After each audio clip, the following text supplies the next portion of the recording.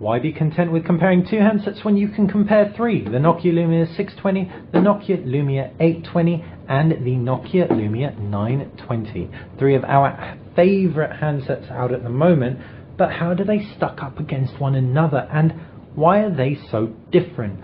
Kicking off with design, and the most fun is the Nokia Lumia 620. Removable back covers on both of these 820 and 620 devices, but the 620 is bulbous. It's really kiddie, but kiddie with class. It's well put together. It's really solid in the hand. We'd actually, even if you wanted to put a more conservative back cover on, such as the white one, recommend it to a mum, a dad, a business person even, because it's even available in black. It's such a versatile phone. We absolutely love it, and it's cheap as chips, available for just 150 quid.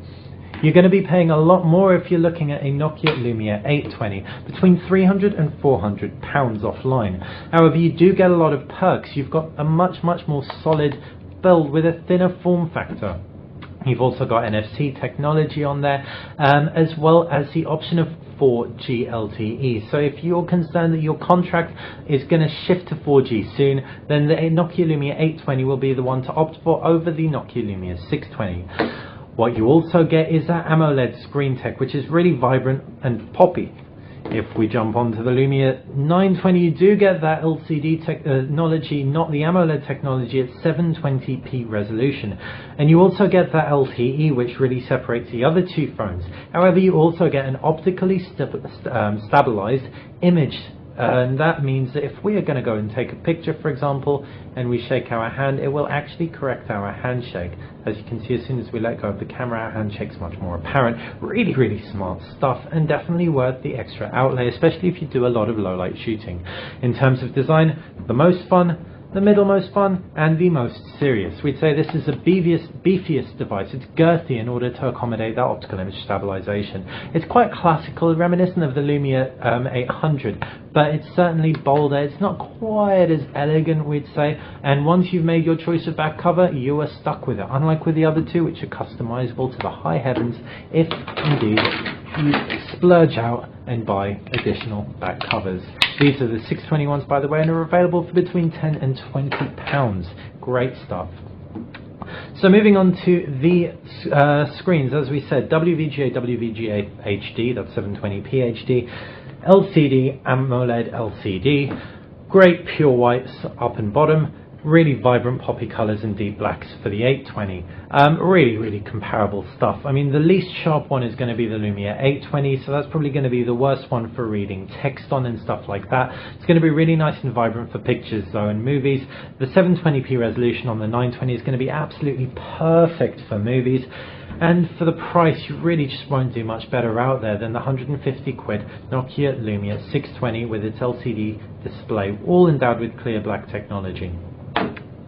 Now moving on to the UI, Windows Phone 8 across the board, and they're pretty much identical, aside from all the NFC related applications available on the higher end devices. Both of all three pack Nokia Maps, Nokia Music, and Nokia Drive. Nokia Drive is Nokia's offline GPS service, which we can pull up here for you.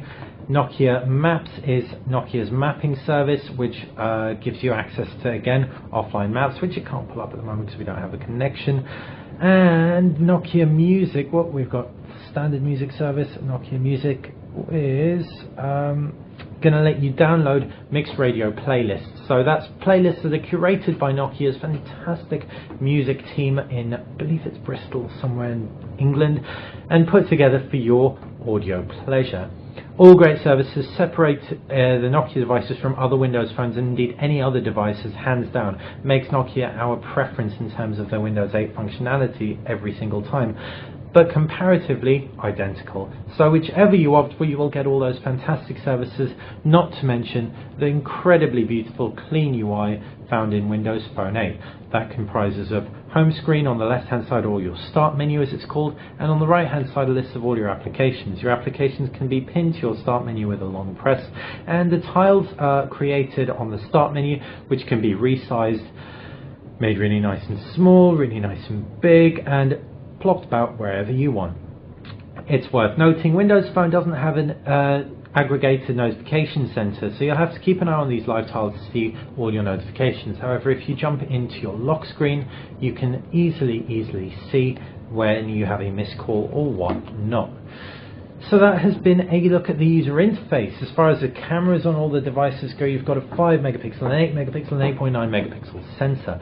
The optical image stabilization makes the Nokia Lumia 920 win out every time, especially in low light shooting. The 8 megapixel sensor on the Nokia Lumia 820, that was 920, this is the 820, is just not quite up to scratch. Other 8 megapixel sensors on the market, such as the HTC One X and Samsung Galaxy S3, perform slightly better. The 5 megapixel on the Nokia Lumia 620, however, is very, very good for the £150 asking price. So on all, in terms of their class and their price points, you're not going to do much better than these two. The Lumia 820 is good, but not great. In terms of storage, you've got 8 gigabytes of internal storage, 16 gigabytes of internal storage, and 32 gigabytes of internal storage. Actually, just worth double checking that is actually 16 gigabytes of internal storage on the Nokia Lumia 620.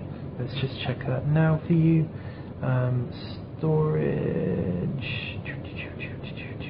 Storage. Oh no, 8 gigabytes, but it is expandable via micro SD card slot. So both of these are 8 gigabyte devices, and that is 16 gigabytes of internal memory. 32, but non-expandable.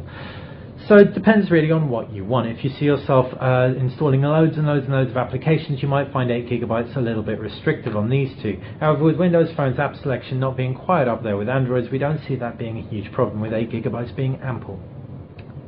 The Nokia Lumia 620 packs a 1 GHz dual-core processor. Both the upper-end devices pack 1.5 GHz dual-core processors. Performance on the Lumia 820 is actually the best because the screen doesn't put all that much pressure on, being only WPGA resolution. The Lumia 920 is probably the second, well, is without a doubt the second best, and really shows off that gorgeous 1080p display. It's also got a faster refresh rate than any of the other two, so everything in terms of the UI just looks beautiful. The Lumia 620 with its 1 GHz dual-core processor is the weakest of the bunch, though we would certainly say don't make that think it's an underperformer. With Windows Phone 8 being so efficient, the app selection being quite limited, and there aren't really any applications that really push these phones to their limits, we're certainly not going to be worried recommending the Nokia Lumia 620 to most people out there. It's also got 512 megabytes of RAM, which is perfectly respectable. Finally, battery life. They will all pretty much last a day. The Lumia 820 has the strongest battery life.